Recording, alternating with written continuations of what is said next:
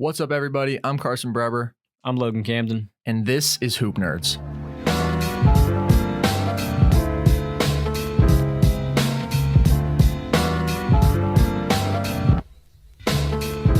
All right, some of you may be familiar with Logan and my other podcast, which is called Nerd Sesh. It's a sports history podcast. This is going to be a spinoff in which we discuss current NBA topics. We're going to be cranking out one episode a week, basically, and we're starting with our season previews now. So first, we're going to break down the Northwest Division. Logan, who do you have at the top of the division?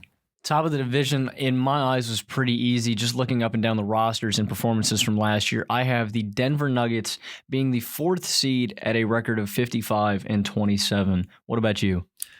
I have the Nuggets with the exact same record, also winning the division, but I have them as the 2 seed. So the Nuggets, just making the case for them, last year they were 54-28. They were the 2 seed in the West. They had the 7th best offensive rating and the 10th best defensive rating in the league, and lost a series 4-3 to Portland in the Western Conference semifinals that I really thought they should have won. I thought they were the better team, just lost in the last minute. They're returning every single relevant player from that team, which is part of my main case, and they also added 2 potentially relevant wings, a bench scorer in Michael Porter Jr., and of course the two-way wing stud Jeremy Grant, who averaged 13.6 a game last year, 50% from the field, 39% from 3. And I think you mentioned briefly Michael Porter Jr. I think he's kind of an X factor for this Nuggets team. If Michael Porter Jr. balls out, this Denver Nuggets team could win even more games, play even better in the playoffs, and possibly have a shot at the NBA Finals. And I love that you mentioned their bench. Jeremy Grant, Mason Plumlee, and Monte Morris, I all love off the bench, and that was kind of the difference maker between this team and the second team in the division for me.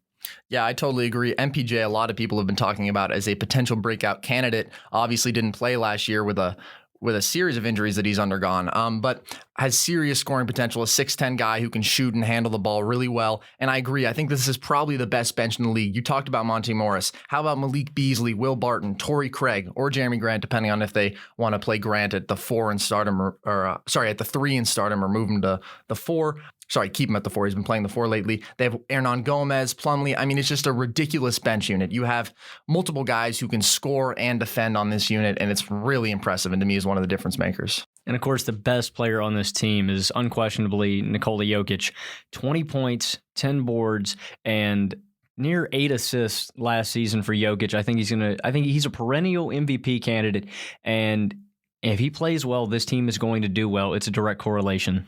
I totally agree. I think that Jokic is a legitimate top 5 MVP candidate this year because of the team success that I'm predicting. And just to run down the playoff numbers for Jokic last year, 25 points a game, 13 rebounds, 8.4 assists on 51% from the field, 39% from 3, 85% from the free throw line, and only 2.6 turnovers per game. He's one of the premier post scorers in the league, which he doesn't get credit for, but he's incredibly efficient down there. And really, basically, whenever he wants to, can get a bucket, and is obviously a top 3 passer in the league, absolutely visionary offensively, makes this entire offense go. And in the pick and roll with Jamal Murray can be absolutely lethal. You put Nikola Jokic anywhere on offense, and he can do his job. He can shoot. He's a 34.5% career 3-point shooter. He can score out of the post, as I said. He can make plays anywhere. And then I think the other guy to watch out for is Jamal Murray. Jamal Murray is one of my favorite players. Averaged 18, 4, and 5 last year on 44% from the field, 37% from 3. Stepped it up a little bit in the playoffs, averaged 21 a game. In my opinion, he should be in that range. He should average 21 to 22 points a game this year. Has a lot of ways that he can score as a great shooter from mid-range, great handle, good 3-point shooter, especially off the dribble, and a good finisher inside. It's just a matter of being consistently assertive, in my opinion. He's a guy that sometimes will only shoot 6 times in a game, and for that reason, he'll only have,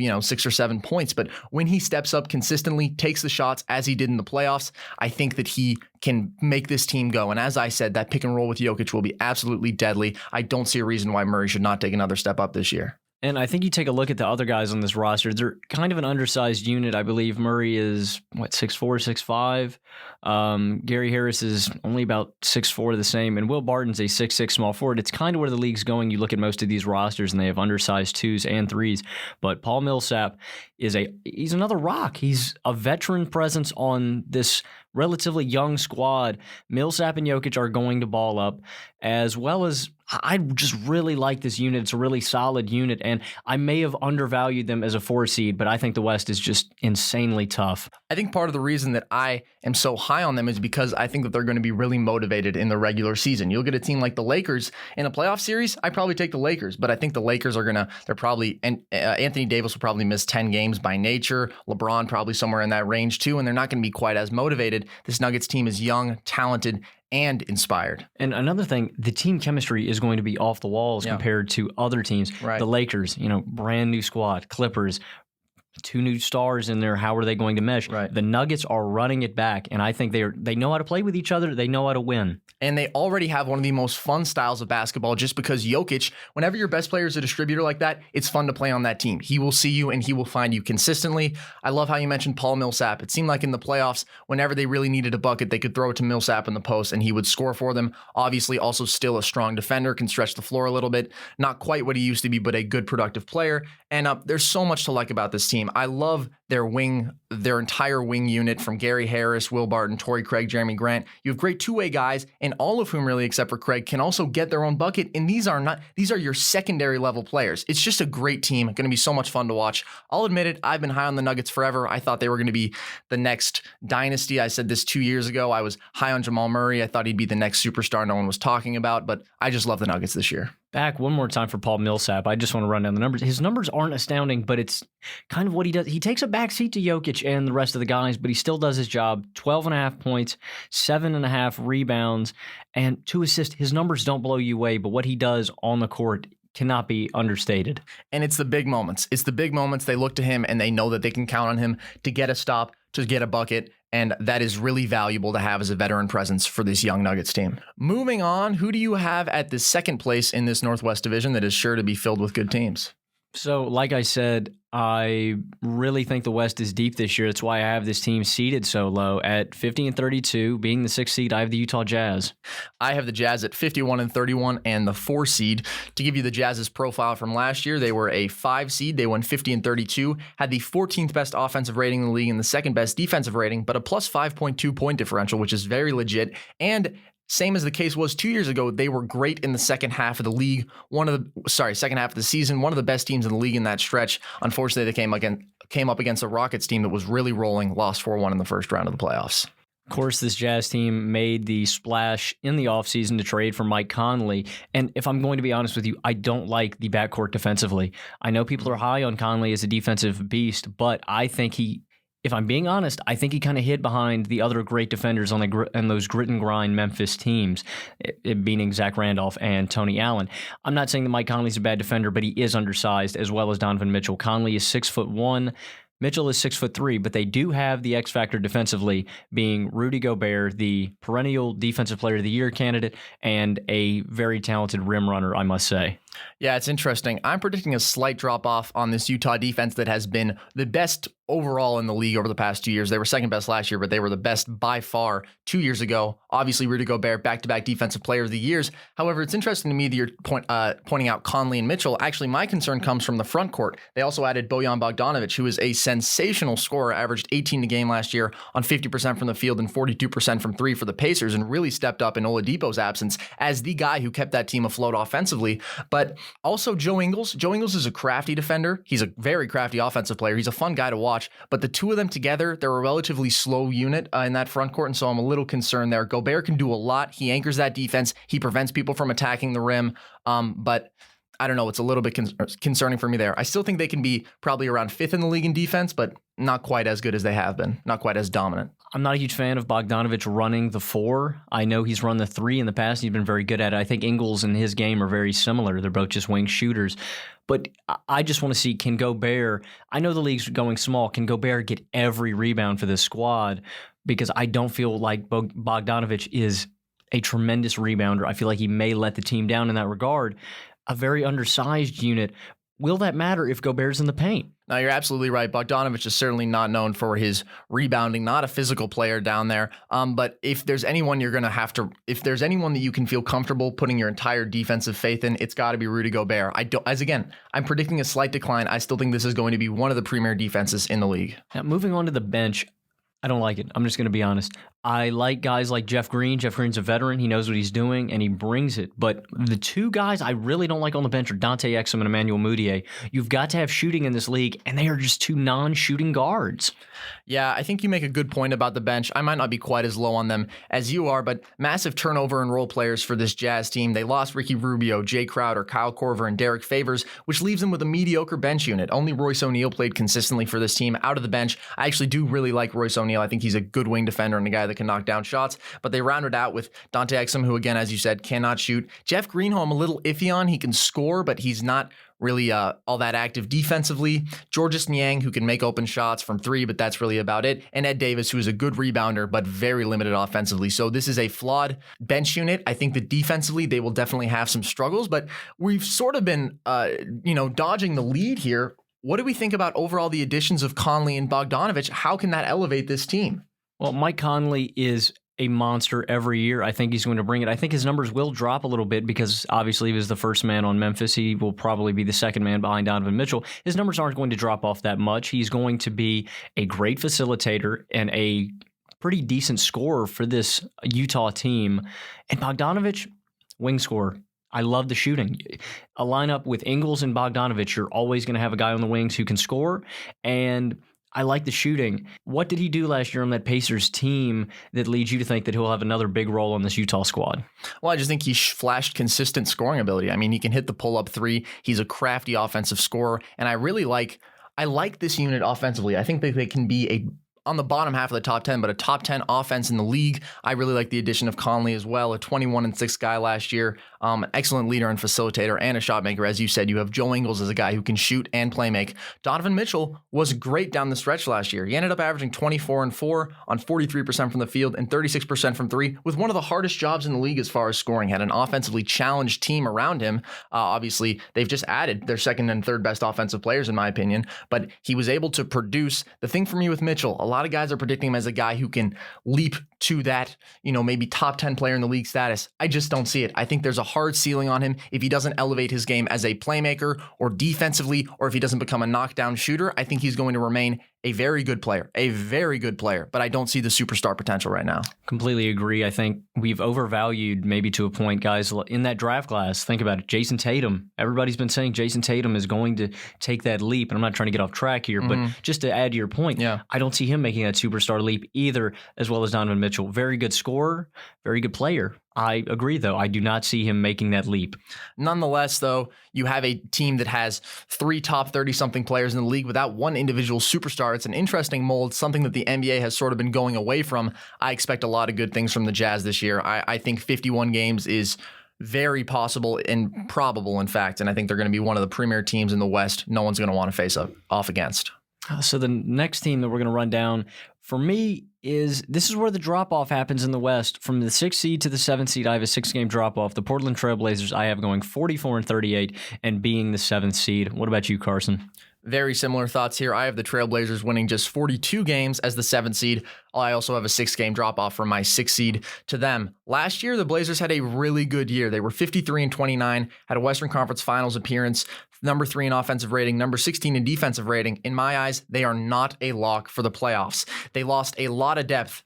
Al-Farouq Aminu, Maurice Harkless, Jake Layman, Myers Leonard, and Enes Kanter, and Yusuf Nurkic, who was for a long stretches of last season their second best player. He was incredibly productive, will be out for most of the season. Last update said he could return in February, but really, who knows? What do you think, Logan? I think we could be undervaluing some of the assets that the Trailblazers acquired.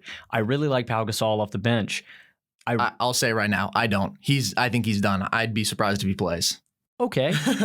I like Mario Hezonja. There's not enough. And the worst acquisition, you may hate the Pau Gasol. I hate the Hassan Whiteside acquisition. I am not a fan of Hassan Whiteside's game. Maybe a couple years ago when he was a Rudy Gobert type player, when he could block shots and rebound, but his numbers have steadily decreased since then.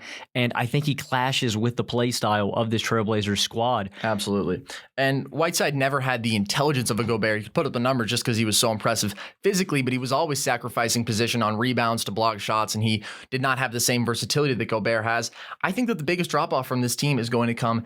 I think they're going to drop off a decent amount on both sides, but I think defensively is going to be really difficult. I think they're going to be one of the worst defenses in the league this year. They lost both of their best wing defenders.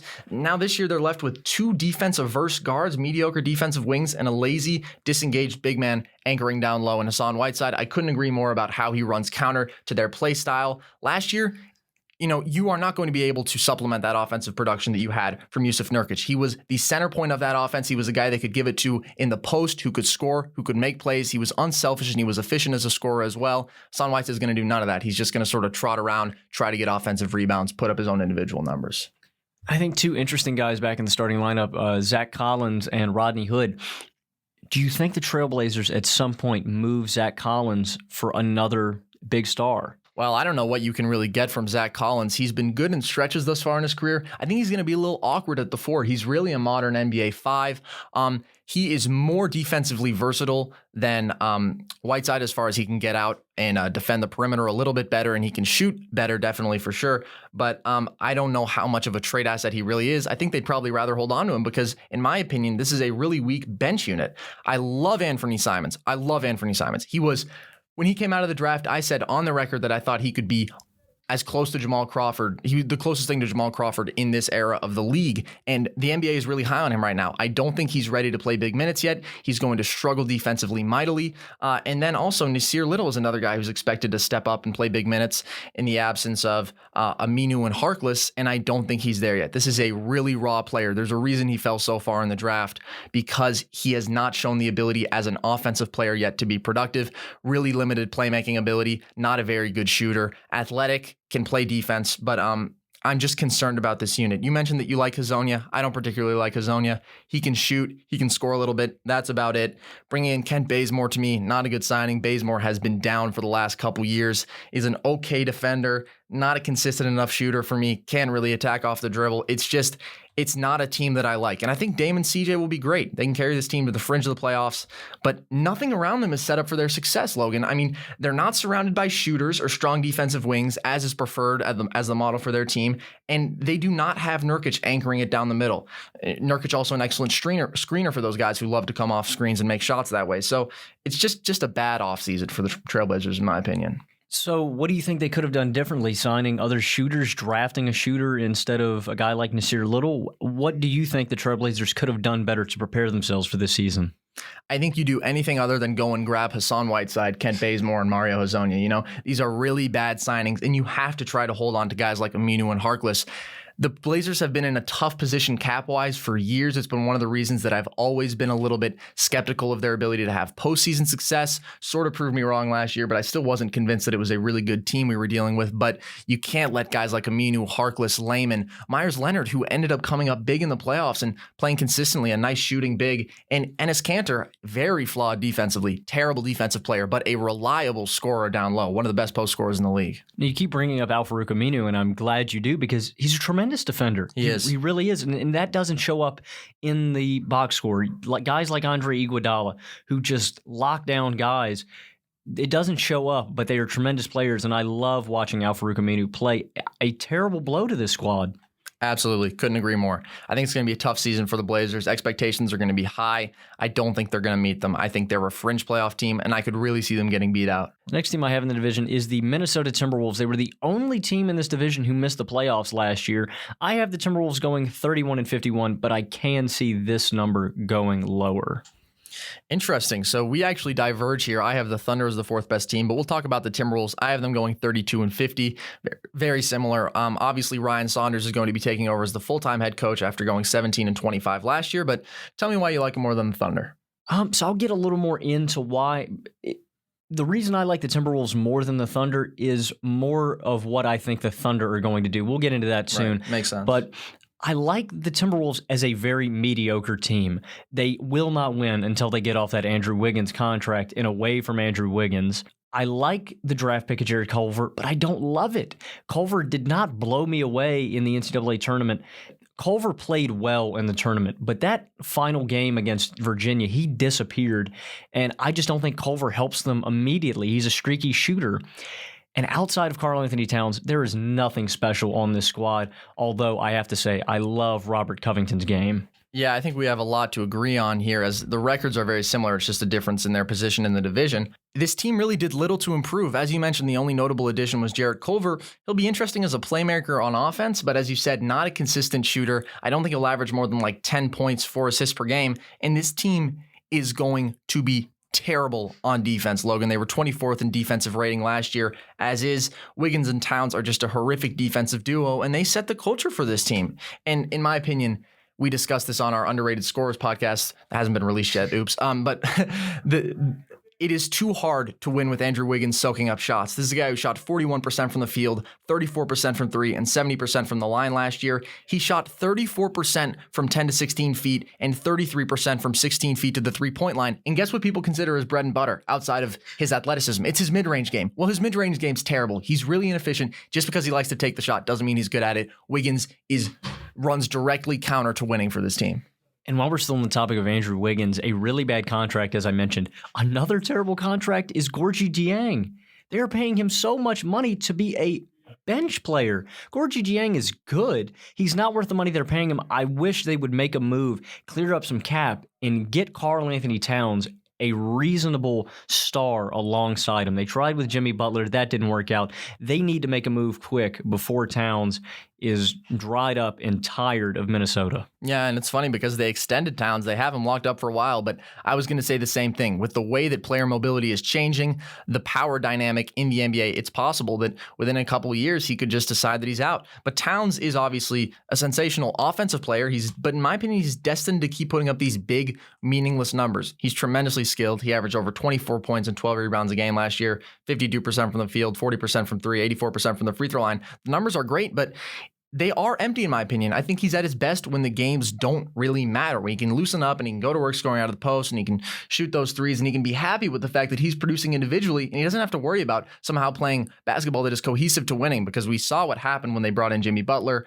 Him and Wiggins panicked and they were like, wait, we can't do this thing where we just shoot and score and have fun that way. You know, in my opinion, Towns, very young, but he does not quite have the winning mentality or skill set yet.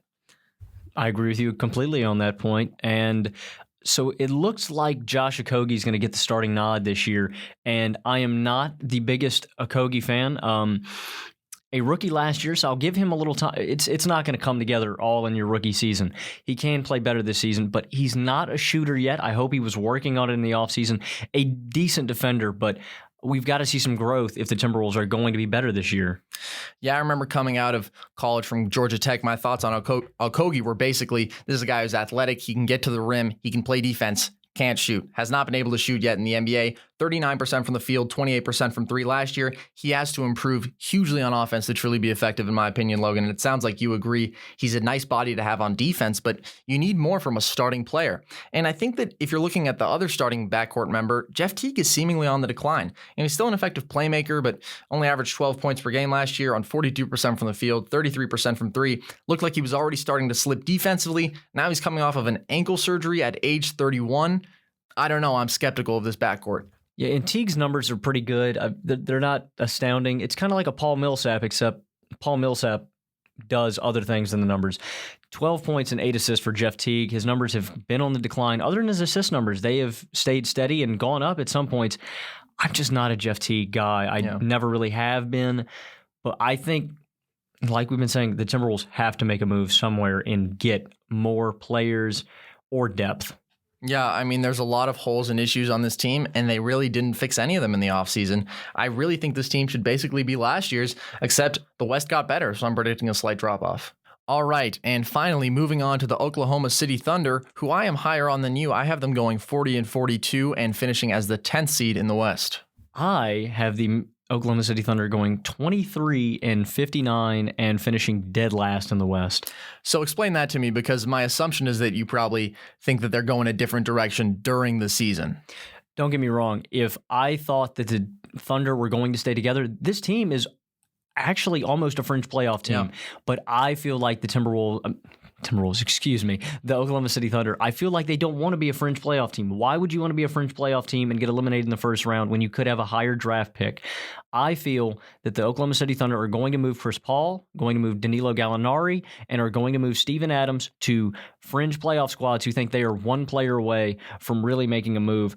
This is not a bad team right now. It really isn't. This team could win 40 games, like you said, but I just don't see them sticking together. I think they want to move to getting more of a tank job like the 76ers did, getting draft picks, getting high draft picks, making the right pick, and growing slowly.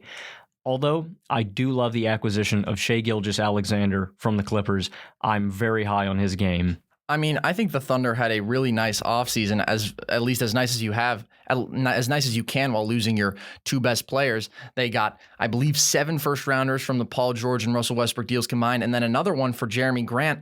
Here's the reason that I think they're going to keep these guys around. Who's going to take them?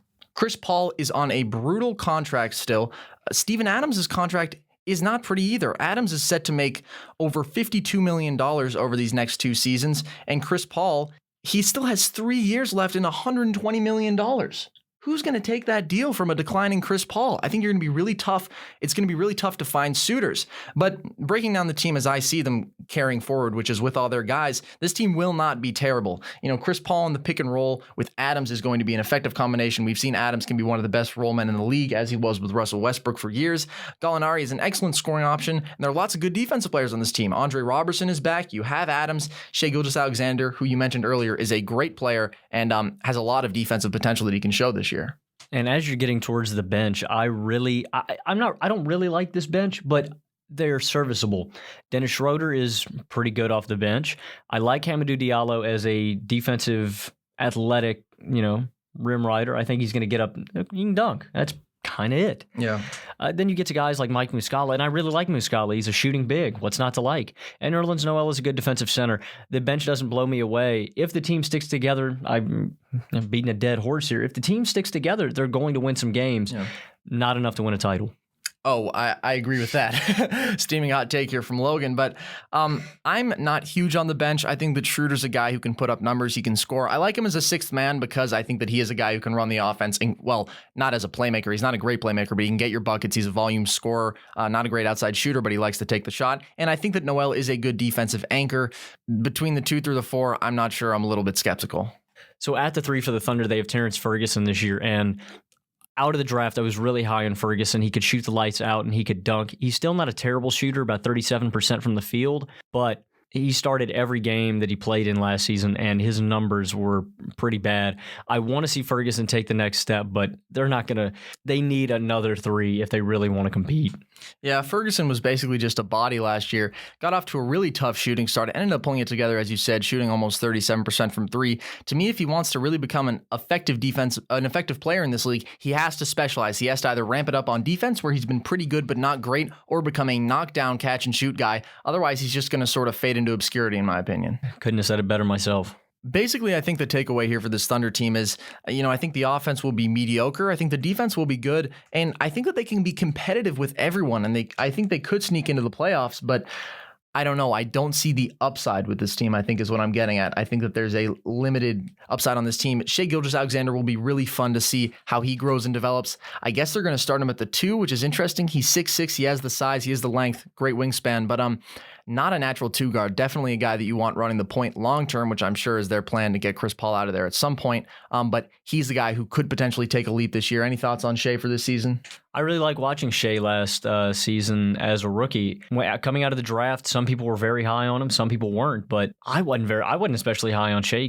Shai came out and really performed well. I wasn't high on him when I saw that the Clippers took him. I thought it was an interesting selection, but he played well, and I was glad to see him come out. And I think after a potential Chris Paul trade, Shai Gilgeous-Alexander could be the guy for the Thunder.